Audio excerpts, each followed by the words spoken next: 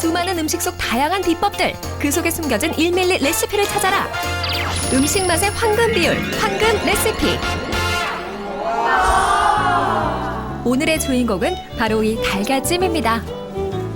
보들보들 부드러운 식감에 재료와 조리법도 간단해서 우리네 식탁에 자주 오르는 달걀찜. 하지만 집집마다 노하우가 다른데요. 계란찜 어떻게 만드세요?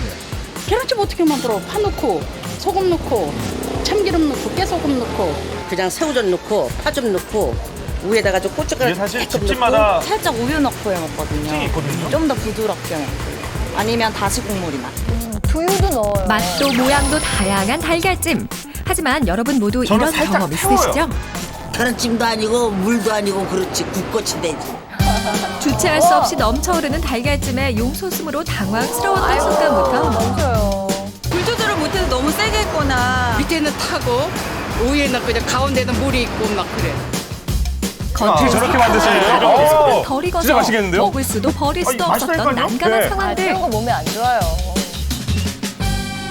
쉬워 보이지만 결코 쉽지 않은 달걀찜 만들기. 그래서 준비했습니다. 여러분을 달걀찜의 달인으로 만들어줄 최적의 황금 레시피. 시작할까요?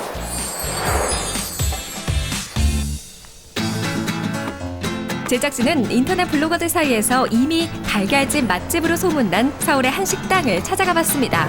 달걀찜 맛집이 있어요. 실제로 손님들이 많은지 지켜봤는데요. 주 메뉴가 달걀찜은 아니겠죠? 문전성시라는 말이 실감날 정도로 가게 안은 손님들로 이미 북적북적합니다. 아, 고깃집이구나. 이리저리 둘러봐도 고기를 구워 먹는 사람들로 가득한 식당 안. 하지만 이 집의 진짜 메뉴는 바로 이 달걀찜입니다. 아, 저 뜨거울 텐데. 뜨거울 텐데.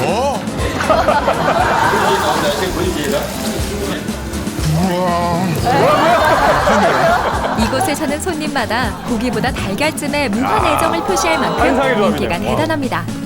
고기 먹으러 왔는데 계란찜 너무 맛있어. 여기는 꼭 항상 바닥까지 긁어 먹어. 계란찜은 어느 식당이나 다 있는 거 아니에요? 다 있는데 다 먹어봤어도 이 집 계란찜은 진짜 일미입니다. 일미 중에 일미. 고기보다도 맛있다는 달걀찜. 그 속에 숨겨진 맛의 비밀. 여러분은 무엇이라고 생각하시나요? 새우젓. 우유 같은 건 넣는다고 들은 것 같아. 치즈가 약간 들어가는 것 같은. 새우젓가루 가는 것 같은데. 다양한 추측이 난무하는 가운데 제작진은 직접 주방을 관찰해 보기로 했습니다. 달걀찜 주문이 들어오자 뚝배기에 달걀을 3개씩 넣고 이게 뭐예요? 정체 모를 하얀 가루를 넣습니다. 소금? 밀가루? 뭘까요? 이어서 물통에 담긴 물을 붓고서는 그 가루가 뭐예요? 하나씩 저어주더니 끝이 납니다.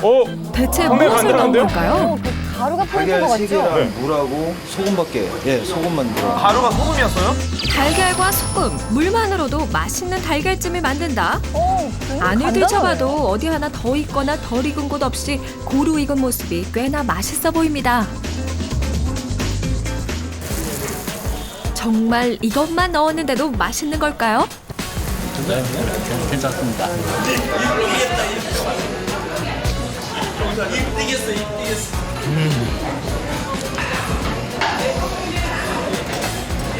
짜지도 않고 간이 아주 딱 맞습니다. 집에서 하는 것보다 감칠맛이 나요 이게. 감칠맛이 나요? 여기에 계란, 소금, 물만 들어갔는데? 물만 들어갔어요? 네, 제가 주방에서 확인해 보니까 저는 새우젓가루 넣은 것 같아요. 그래요? 근데 되게 부드러워. 간도 되게 짭짤하게 딱 맞는 것 같아요. 이곳 달걀찜의 감칠맛은 어디에서 나오는 걸까요? 달걀이 아닌 소금의 그 맛에 비밀이 있는 것은 아닐까요? 이 달걀찜에 들어가는 소금의 종류는 과연 무엇일까요? 죽염. 천일염이고 고와서 주로 꽃소금 많이 사용하고 있습니다. 그렇다면 다양한 종류의 소금 중에서도 천일염 꽃소금은 음식에 어떠한 영향을 미치는 걸까요?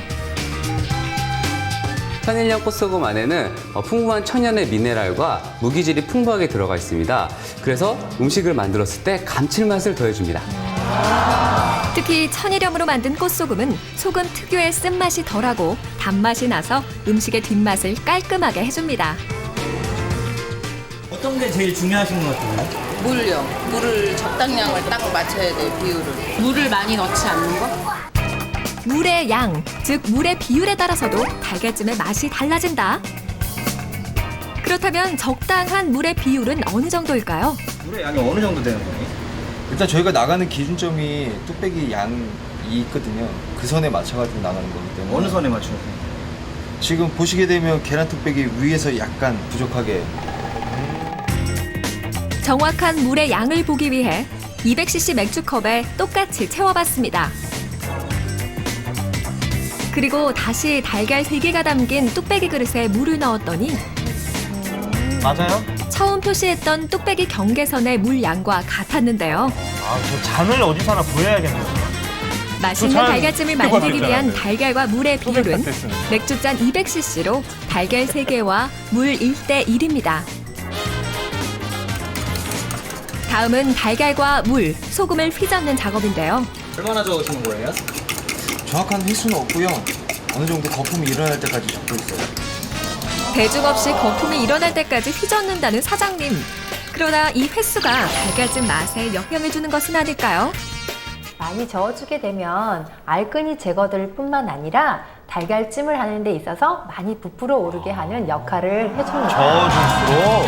그래서 총 150회 충분히 저은 것과 80회만 휘저은 것을 비교해봤더니 좌측은 알끈이 모두 제거된 반면 우측은 알끈이 대부분 남아있습니다. 저기 차이도 없을 있군요. 때까지. 또한 한눈에 보기에도 덜 저은 우측은 노른자색이 그대로 남아있죠. 휘저는 횟수에 따른 차이는 조리 후 더 확실하게 비교할 수 있는데요. 똑같은 조건에서 동시에 조리한 2개의 달걀찜. 하지만 젓는 횟수만 달리했을 뿐인데 부풀어 오름의 차이가 느껴집니다. 겉으로 보기에는 모두 먹음직스러워 보이는 두 달걀찜. 속도 잘 익었는지 한번 볼까요? 많이 저어 알끈을 모두 풀었던 달걀찜은 맛있게 잘 익었네요. 한편 휘저은 횟수가 적은 달걀찜은 속이 익지도 않은 채 노른자가 덜 풀린 흔적도 보입니다.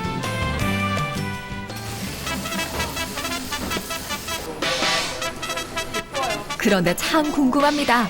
왜 달걀찜은 주로 뚝배기에 하는 걸까요? 뚝배기에 달걀찜 맛을 더하는 비밀이라도 있는 걸까요? 잘 안 식잖아요, 뚝배기가. 다른 이유는 없고요. 그 계란찜용으로 따로 나와 있는 뚝배기이기 때문에 예. 제작진은 우선 뚝배기와 양은 냄비에 똑같은 조건에서 똑같은 양의 달걀찜을 만들어봤습니다. 시각적 효과가 있는 거. 일단은 뚝배기와 양은 냄비의 달걀찜 모두 잘 익은 듯 보이는데요. 뚝배기 달걀찜의 속을 열어보니 역시 탄 곳이 없이 골고루 익었습니다. 하지만 양은 탔어요? 냄비의 달걀찜은 겉은 타고 속은 익지 않은 상태네요. 왜 이런 차이가 있는 걸까요? 뚝배기를 사용하시게 되면 열의 보존성이 좋기 때문에 약한 불로도 안쪽까지 부드럽게 익힐 수 있습니다. 달걀찜 조리에 있어 대다수가 어려워하는 것이 있죠. 아래는 타고 뭐 중간에는 위에는 덜 익고 막 그래요. 많이 타요, 제가 하면. 불 조절을 잘 못하겠어요. 바로 불 조절입니다. 여러분은 불 조절 어떻게 하시나요? 우선 주방에서 사장님의 불 조절을 지켜봤습니다. 가만히 달걀찜을 지켜보다가 갑자기 왼손이 분주해지기 시작합니다. 조절하시네요. 그리고 그리고 다시 불을 조절하는 모습도 포착됩니다. 지금 한 기아 2단까지 내려갔어요. 같은 불로 하지 않고 계속 조절한 이유는 뭘까요? 껐어요. 센 불로 계속 하게 되면 계란찜만 타거든요. 그렇다면 다시 한번 사장님만의 불 조절 포인트를 살펴보겠습니다. 테두리에 약간 익어서 올라오는 게 눈에 보입니다. 그때 이제 중간 불로 줄여서 이제 잘 한 번씩 저어줘야 돼요. 그러고 난 다음에 약한 불로 해가지고 부풀어 오를 수 있게끔 모양 만들어서 하시면 돼요. 이렇게 지키고 강, 중, 있어야겠어요. 약, 불의 공식에 따라 서서히 익혀주면 됩니다.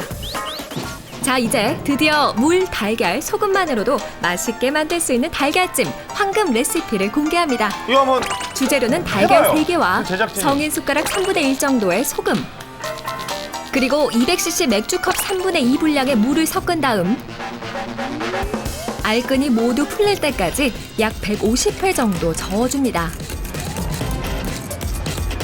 없어졌어요. 오. 그리고 가장 중요한 불 조절 단계인데요. 처음에는 강한 불로 시작해서 테두리가 익기 시작하면 중불로 낮추고 겉과 바닥을 긁습니다. 달걀찜이 익으면서 부풀어 오르면 약불로 줄여서 나머지 부분을 익히고 불을 끈 다음 열기로 뜸을 들입니다. 빵처럼 폭신폭신한 달걀찜이 절로 군침을 삼키게 만드는데요. 겉은 물론 속까지 완벽하게 잘 익었네요. 오늘의 황금 레시피 달걀찜 드디어 완성입니다. 이제 달걀찜 그렇죠, 황금 그렇죠. 레시피의 해봐야죠. 검증을 위해 요리의 요자도 모르는 담당 PD가 어쩜 저 모자가 직접 저렇게 잘 만들어봤는데요. 제법 태가 나네요. 요리 초보 담당 PD, 황금 레시피의 방법과 순서대로 하다 보니 헤매지 않고도 제법 부풀어 오르더니 야, 누구나 할 수 있겠네요. 먹음직스럽게 달걀찜 하나가 뚝딱 완성됐습니다.